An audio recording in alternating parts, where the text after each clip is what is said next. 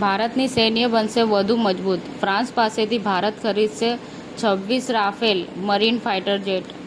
રાજ્ય સરકારના શિક્ષણ સુધારણાની આયામો, શિક્ષકોની સહભાગિતા અને શાળા વ્યવસ્થાપન સમિતિઓની સજાગતાથી શિક્ષણનું સ્તર વધુ ઉન્નત કરીને વિકસિત ગુજરાતના નિર્માણની પ્રતિબદ્ધતા દર્શાવતા મુખ્યમંત્રી જમ્મુ કાશ્મીરના મુખ્યમંત્રી ઓમર અબ્દુલ્લાએ કહ્યું હતું કે અમે માર્યા ગયેલા 26 લોકોના પરિવારો સાથે છીએ અને તેમના પ્રત્યે સહાનુભૂતિ ધરાવીએ છીએ.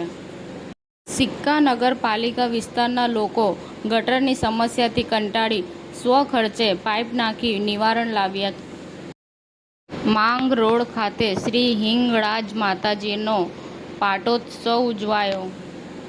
લાયન્સ ક્લબ ઓફ સરખેજ દ્વારા unstoppable lion district governor Shri Dakshesh Soni અને ફર્સ્ટ લેડી શ્રીમતી દીપ્તિ સોનીના ડિસ્ટ્રિક્ટ ગવર્નર વિઝિટનું સફળ આયોજન કરવામાં આવ્યું હતું.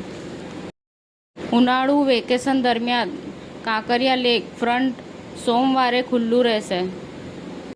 સોમનાથ બાયપાસ પરથી ગાંજાની હેરાફેરી ઝડપાઈ. 4 કિલો ગાંજા સાથે એસઓજી પોલીસે રિક્ષા ડ્રાઈવર સહિત 2 પેડલરને પકડી પાડ્યા.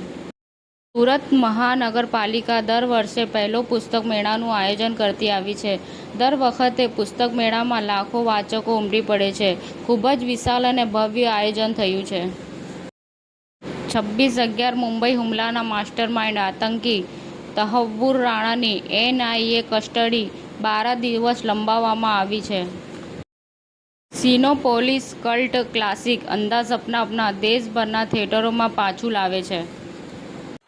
સમાચાર ટુડે ન્યૂઝ ચેનલની ટીમ અને જે સત્ય છે તે જ બતાવશે. આપ જોતા રહો સમાચાર ટુડે ન્યૂઝ ચેનલ. ગુજરાતની ધરતીનું ગુજરાતીઓ માટે જ, એટલે કે સમાચાર ટુડે ન્યૂઝ.